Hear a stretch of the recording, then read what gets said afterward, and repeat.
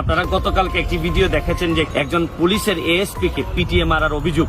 আমি জানি না, আপনারা অনেকেই দেখেছেন মনে হয়। তাহলে যদি একজন পুলিশের এরকম ঊর্ধ্বতন কর্মকর্তারে যদি এইভাবে পিটিএ মারার অভিযোগ থাকে, আমি সরকারের কাছে অনুরোধ জানাবো যে এটি সঠিক তদন্ত করে এবং দ্রুত তদন্ত শেষ করে যারা যারা তদন্তের মধ্যে দিয়ে যা বেরোয় আসবে, যদি যারা যারা দোষী সাব্যস্ত হবেন তাদের বিরুদ্ধে যেন ব্যবস্থা গ্রহণ করা হয়। পুলিশ সদস্যকে পিটিয়েছে একজন ভিভিআইপির নাতি, অনেক ব্যক্তিটির বা গুণধর সেই নাতির নানা, তিনি হচ্ছেন আমাদের মহামান্য রাষ্ট্রপতি শাহাবুদ্দিন। এবার বাংলাদেশের ভিভিআইপির এক নাতি পুলিশকে বেধড়ক পিটিয়েছেন, মারপিট করেছেন। কিন্তু দুঃখজনক হলেও সত্য, বাংলাদেশের গণমাধ্যমগুলো সেই ভিআইপির নাম এবং তার নাতির নামটি পর্যন্ত ছাপানোর লেখার দুঃসাহস দেখাচ্ছেন না। কারণ পুলিশ একটি ফোর্স, ডিসিপ্লিন ফোর্স, এবং পুলিশের যে অবদান মুক্তিযুদ্ধ থেকে শুরু করে বিভিন্ন সময় কখন ছিল না পুলিশের অবদান। দুই একজন পুলিশের কারণে হয়তো আমরা বিভিন্ন সময় পুলিশের বিরোধিতা করছি, কিন্তু একই সময় বলতে চাই যে এখন সময় আসছে পুলিশ ডিপার্টমেন্টের পাশে দাঁড়িয়ে এই বিচারের ব্যাপারে সোচ্চার হওয়ার এবং কোনোভাবেই কোনো কিছুতেই যেন এখানে লেনদি করা না হয়। আসসালামু আলাইকুম। এইমাত্র পাওয়া তাজা খবর, ব্যারিস্টার সুমন ভাই এবার মুখ খুললেন রাষ্ট্রপতির নাতিকে নিয়ে। রাষ্ট্রপতির নাতি একজন এসআই কে পিটিএ মেরে ফেলেছে বা তাকে শেষ করে দিয়েছে।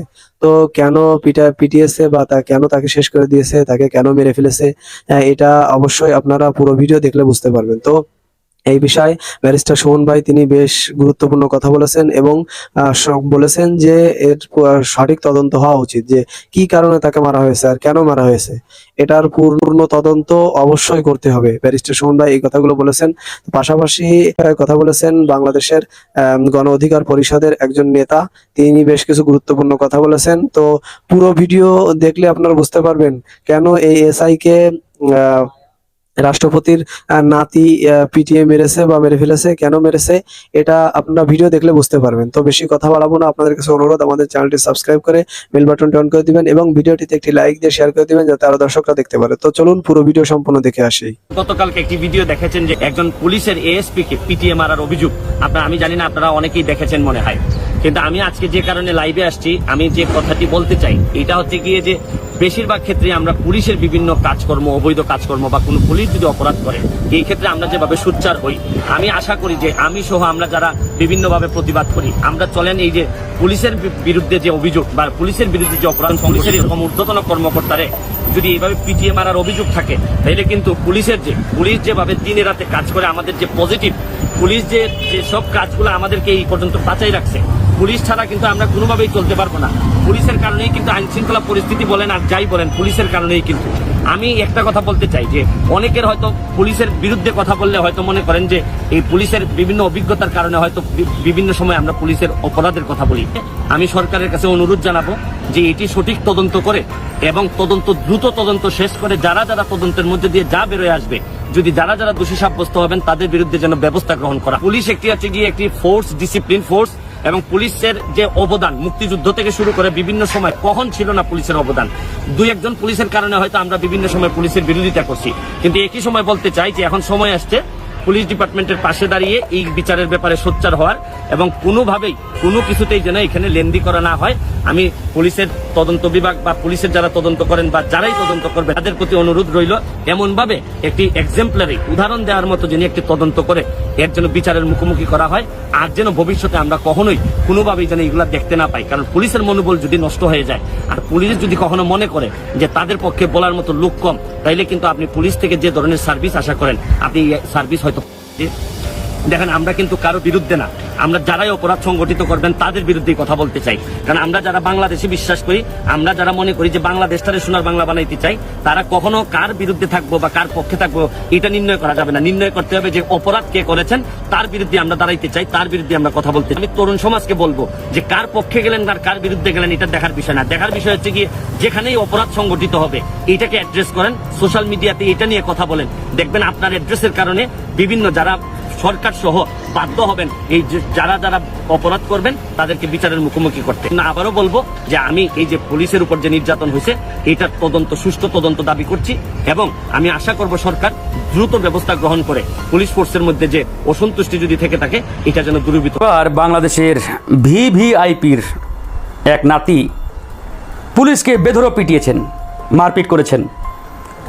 কিন্তু দুঃখজনক হলেও সত্য, বাংলাদেশের গণমাধ্যমগুলো সেই ভিআইপির নাম এবং তার নাতির নামটি পর্যন্ত ছাপানোর লেখার দুঃসাহস দেখাচ্ছেন না।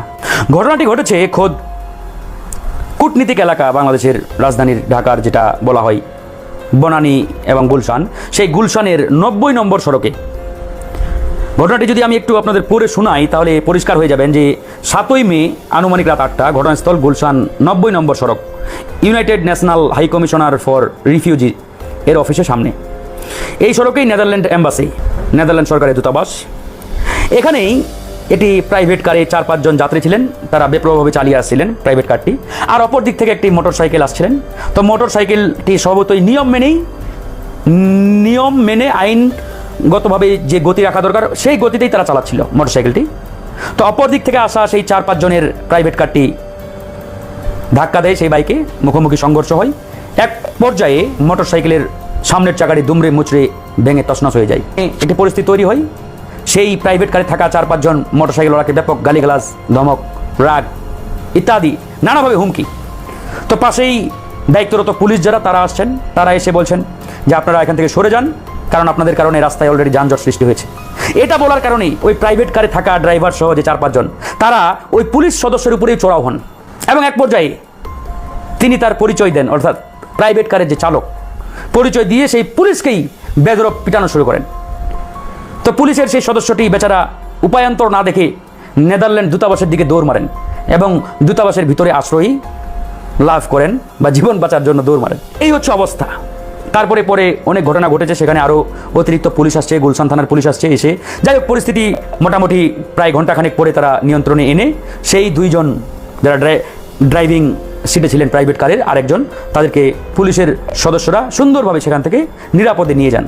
এখন প্রশ্ন হচ্ছে ওই যে প্রাইভেট কার, ওই প্রাইভেট কারে যারা ছিল তারা বাংলাদেশের টপ ভিভিআইপির নাতি। এখন দুঃখজনক হলো যে বাংলাদেশের আইন শৃঙ্খলা রক্ষাকারী বাহিনীর সদস্যদের পিটালো, মেরে অবস্থা নাস্তানাবুদ করে দেওয়ার পরেও তাদের নামটা পর্যন্ত কোনো গণমাধ্যমে আসলো না। কি দুঃখজনক ব্যাপার চিন্তা করেন। পুলিশের কেউ নামটা নেওয়ার দুঃসাহস দেখাচ্ছেন না, করলে সাংবাদিকরা ফোন করলে বলে এ বিষয়ে মন্তব্য করতে রাজি নয়। এই হচ্ছে বাংলাদেশের অবস্থা বন্ধুগণ। মানে ভিআইপিরা 7 খুন করলেও মাফ, আর আমি আপনি সাধারণ জনগণ পেটের দায়ে আপনি একটি সামান্য অপরাধ করবেন, যদিও সব অপরাধী অপরাধ, আমি বলছি না যে কোনো অপরাধ জাস্টিফাইবল, বাট আপনার অবস্থা আর ঠিক নেই। তারা ওই যে বললাম 7 খুন করলেও মাফ পেয়ে যায়। এই হচ্ছে ভিআইপিদের বাংলাদেশ। এটা সাধারণ জনগণ কিংবা আমার আপনার বাংলাদেশ আজকে নেই। বাস্তব একটি ঘটনা বললাম, তাও এই ঘটনাটি বাংলাদেশের একটি মাত্র জাতীয় দৈনিক মানব জমিন পত্রিকায় আসছে, উল্লেখ করতে পারেন নাই, অন্যান্য গণমাধ্যম তো ছাপাই নাই। কি একটা অবস্থা বাংলাদেশের গণমাধ্যমে, চিন্তা করে দেখুন কোথায় যাবেন। এই হচ্ছে অবস্থা বন্ধুগণ। এতক্ষণ আপনারা ধৈর্য সহকারে পুরো ভিডিও দেখেছেন, তো পুরো ভিডিও দেখে আপনাদের কাছে কেমন লেগেছে? রাষ্ট্রপতির নাতি হলেই যে কাউকে মেরে ফেলবে বা মারবে, এটা তো আসলে আইন না। আইনে তো এটা বলে না, আইনে বলে সবাই সমান, সবার অধিকার সমান অধিকার বাংলাদেশে। রাষ্ট্রপতির নাতি হলে তার যে ছাড় আছে বা তার আইন একরকমের আর সাধারণ মানুষের আইন একরকমের, এটা তো আসলে বাংলাদেশে চলে না বা বাংলাদেশের আইন তো এটা না।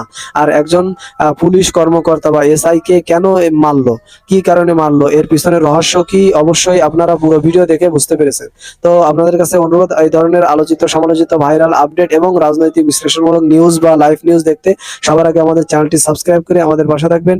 আপনাদের সাথে দেখা হবে, কথা হবে অন্য কোনো গুরুত্বপূর্ণ টপিকস বা ভিডিও। সে পর্যন্ত সবাই সুস্থ থাকবেন, ভালো থাকবেন, আল্লাহ হাফেজ।